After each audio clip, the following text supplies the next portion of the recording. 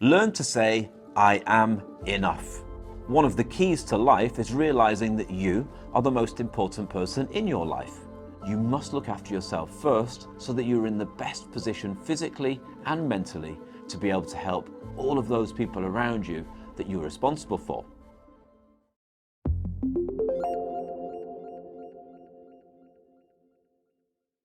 Learn to say, I am enough.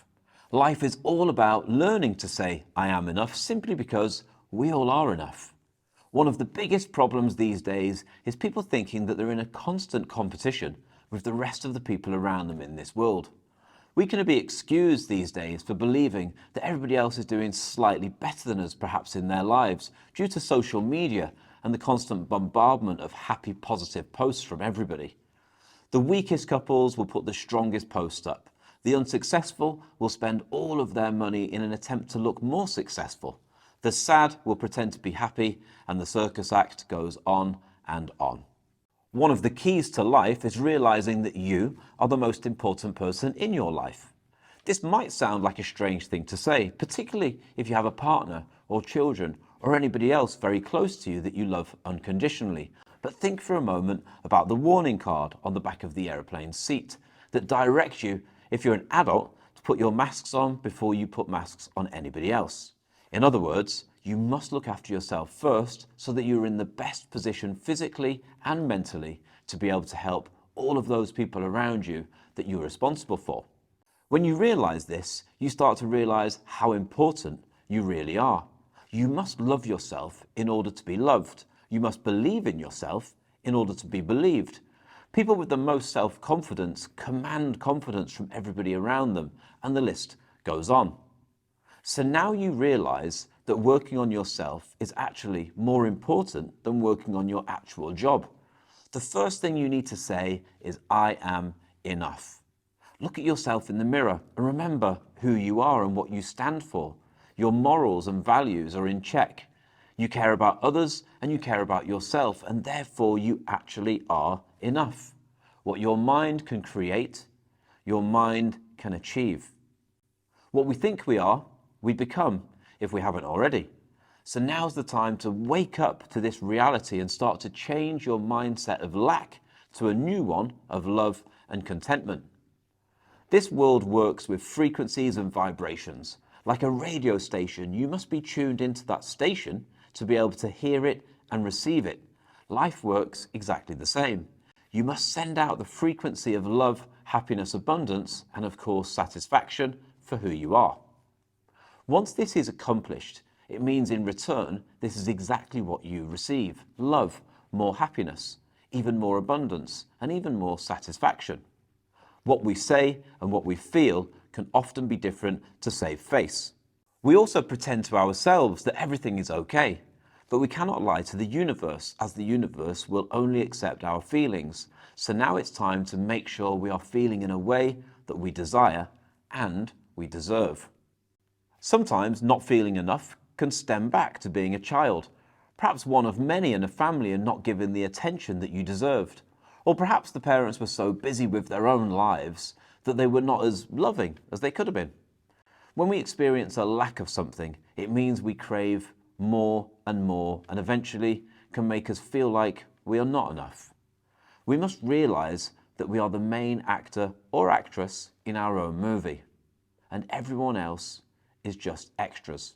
Realize today that you can write your own script and be whatever lead actor or actress you prefer. With this new attitude, you will become who you've always desired to be, and you will always feel enough. I had a client many years ago who was a super successful musician and an artist, still is. She is very good looking, very rich and very popular, but she was better known for being a little bit rude, to say the least, and perhaps a little bit spoiled. I was warned about her by another therapist, and to be honest, the only reason why I met her was because I was a little bit intrigued. Part of me does indeed love a challenge. So in the end, we actually met in a hotel reception in a private little corner reserved by her for us both. As I entered the area, she was telling the waitress off, and when she saw me, she waved the waitress away and asked me to come over and sit down next to her. She seemed agitated and a little stressed, so I introduced myself and she took a big deep breath, took off her glasses and said hello. She tried to smile and then she said to me, "I thought you would be a little bit older." I laughed and shrugged it off as a compliment, even though I knew it wasn't meant to be one. I started the conversation by saying that the place looked a little bit run down, the chandeliers looked like they could do with a clean, I've been to much better looking hotels, and then I finished off my tirade by saying I hope the valet parks my helicopter without scratching at the same time. When she realised that I was obviously joking, she burst out laughing and her mood changed instantly. We continued to talk about all sorts of different things, and in the end I said to her, "You know what the problem is? It's not that you can't be happy, it's the fact that you can't seem to stop being miserable." And from what you told me about being brought up by parents who both had full-time careers whilst you are a lone child, to be looked after by highly paid nannies whilst you moved around the world attending different schools, gaining and losing many friends, it's obvious to me what is up with you.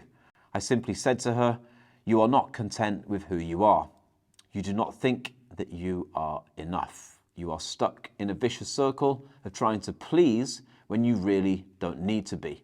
You lack a love for yourself, and it's almost like you're living on autopilot, thinking that more money and more fame could possibly be the answer, when in actual fact, the answer to all of your questions, issues, and problems is right here inside your heart." So the solution for my new client was very simple. She needed to realize how far she'd come, understand who she really is, acknowledge all of the goals and the triumphs that she'd achieved in her life, and finally start to realize and admit to herself that she actually is enough. What your mind can conceive, your mind can achieve. So her job from this moment onwards was to believe that she was enough, understand that she was enough, and tell herself that she was enough each and every single day until her mind understood the mission and the heart and mind connected, creating an internal satisfaction to solve all of her problems. And I'm very pleased to say that she did indeed reach the ultimate goal and realized that she was enough and she could be happy as a choice instead of miserable as a sentence. So you see, life is not just about the relationships that you have with others. It's also about that relationship that you have with yourself. And that's why I created the Relationship Bundle, which includes exactly what you need to feel good about yourself and everybody else around you. And if you'd like to check it out, then all you have to do is simply click the link below and see for yourself. Thank you so much for watching.